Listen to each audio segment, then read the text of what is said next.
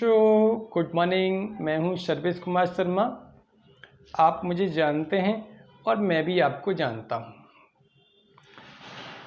हम स्टडी कर रहे हैं न्यूक्लियस की, और न्यूक्लियस की बहुत छोटी छोटी बातों की स्टडी कर रहे हैं। ठीक है, न्यूक्लियस से रिलेटेड जो फिनोमिनन है, उनसे रिलेटेड जो एनर्जी एसोसिएट होती है, उसका एक प्रैक्टिकल यूनिट है जो यहाँ पे काम आएगा इस चैप्टर में। वो है मेगा इलेक्ट्रॉन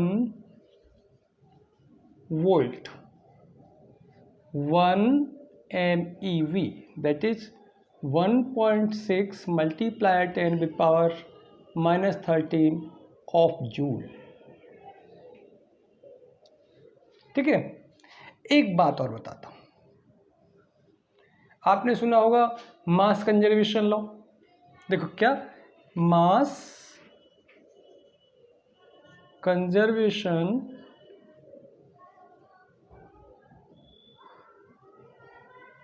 और एक और सुना होगा एनर्जी कंजर्वेशन लॉ।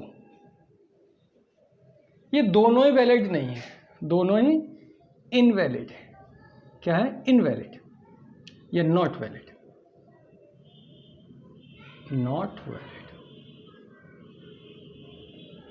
क्योंकि बाद में हमें पता चला कि मास को हम एनर्जी में चेंज कर सकते हैं, कन्वर्ट कर सकते हैं, और एनर्जी को मास में कन्वर्ट कर सकते हैं। कई ऐसे फिनोमेनन पता लगे। तो दोनों उधर मास कंजर्वेशन लॉ भी इनवैलिड हो गया और एनर्जी कंजर्वेशन लॉ भी इनवैलिड हो गया।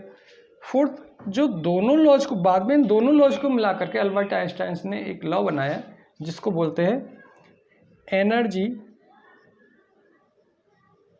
मास कंजर्वेशन लॉ, जो कहता है कि यूनिवर्स की एनर्जी और मास का सम कंजर्व रहेगा, कांस्टेंट रहेगा। ठीक है, इसके लिए उन्होंने इस बात को प्रूव किया और एक फॉर्मूला दिया। फिजिक्स का बहुत फेमस फॉर्मूला है ना, सबसे ब्यूटीफुल फॉर्मूला, ब्यूटेस्ट फॉर्मूला कह सकते हैं आप फिजिक्स में इसको, है ना। वो क्या दिया उन्होंने, क्या दिया? E = mc²। यहाँ पे क्या, E क्या है? एनर्जी। कैसे मिली एनर्जी? इस मास को कन्वर्ट करके। ये क्या है? मास। और ये क्या है? Speed of light. किसमें? वैक्यूम में। ठीक है, इस रिलेशन को बोला गया, क्या बोला गया जरा देखें, इसको रफ कर दो। इसको बोला गया, इस रिलेशन को क्या बोलते हैं? इस रिलेशन को बोलते हैं एनर्जी मास इक्वलेंस रिलेशन। ठीक है, E = mc² को क्या बोलते हैं? एनर्जी मास इक्वलेंस रिलेशन। ये किसने दिया? आपको बहुत पता है, बहुत फेमस साइंटिस्ट है, पता है? अल्बर्ट आइंस्टाइन ने। किसने दिया? Albert Einstein.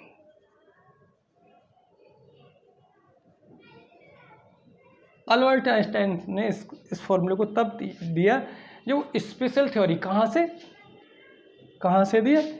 स्पेशल थ्योरी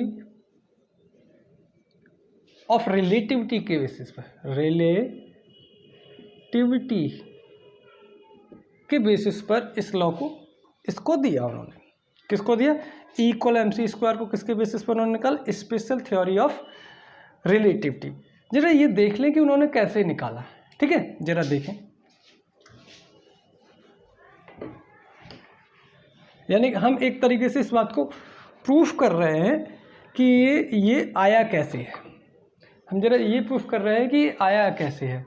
तो अगर हम इसको प्रूफ कह दें, proof of E equal MC square, तो ठीक रहेगा। जरा देखें इन्होंने क्या किया। तो देखो वेल नोन फॉर्मूला आपने पढ़ा है, m not equal 1 minus v square upon c square. भाई आप ये जानते हैं, ये इफेक्टिव मास बोला जाता है, इफेक्टिव मास, ठीक है। ये रेस्ट मास, सी आप जानते हैं स्पीड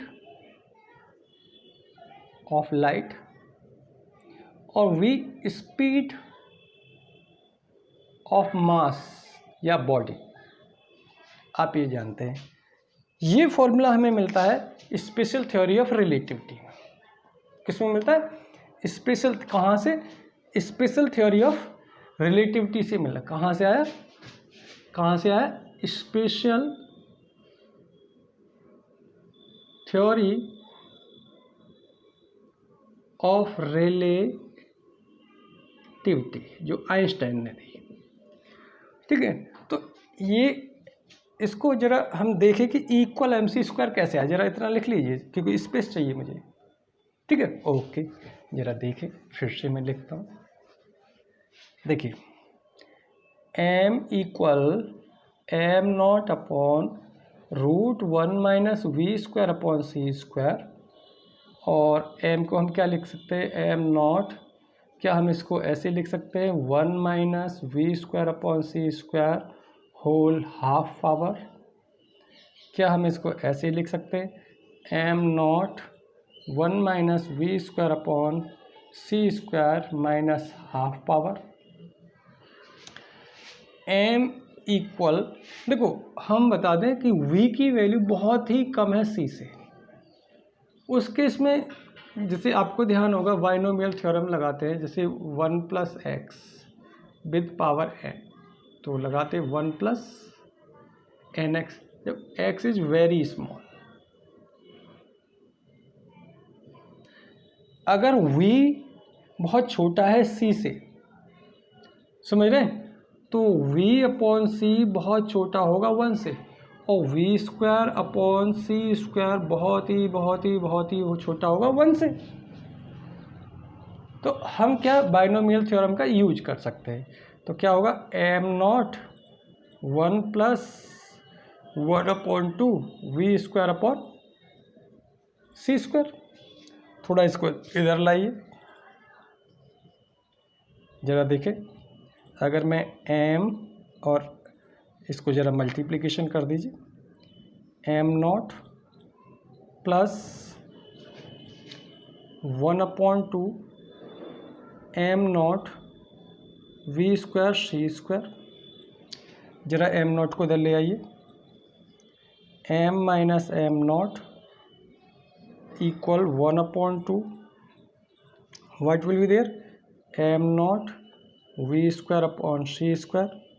ज़रा एक काम करिए, m minus m naught c square को इधर ले आइए, क्या होगा? 1 upon 2 m naught v square, कितना होगा? 1 अपॉन, ज़रा देखें, अगर मैं यहाँ पे देखूँ, ये क्या है? दरअसल क्या है ये? काइनेटिक एनर्जी, जिसको मैं k लिख सकता हूँ। तो देखो एम सी square minus m naught c square क्या है? काइनेटिक एनर्जी, ठीक है। तो एम सी स्क्वायर क्या है? M naught c square plus K, ये क्या है? Kinetic energy. तो ये क्या हुई? Total energy, total energy. तो अगर मैं इसको E कहूँ तो आपको रिलेशन क्या मिलेगा? जरा यहाँ पे देख लें, रिलेशन क्या मिलने वाला है आपको? रिलेशन क्या मिलने वाला है? रिलेशन एम सी स्क्वायर इक्वल ई, यानी कि ई इक्वल mc²। ये हैंस प्रूव्ड। ये फॉर्मूला हमें क्या बताता है? ये फॉर्मूला देखिए, अगर इस फॉर्मूले का कंक्लूजन देखें तो इस फॉर्मूले से हमें क्लियर होता है कि मास और एनर्जी में क्लियर रिलेशन है। मास को एनर्जी में और एनर्जी को मास में कन्वर्ट किया जा सकता है। इसीलिए हम कह सकते हैं mass is condensated form of energy. क्या कह सकते हैं? Condensated form of energy. जरा देखिए आगे। अब थोड़ा वीडियो लंबा हो रहा है, तो आई होप मेरे का आपको ये समझ में आया होगा। अगर कोई डाउट है तो आप मेरे को मेरे फ़ोन नंबर पर या मेरे बॉक्स में कम्युनिकेशन बॉक्स में मैसेज लीव कर सकते। आपको ये वीडियो कैसा लगा कमेंट करें, शेयर करें और लाइक करें। Thank you very much.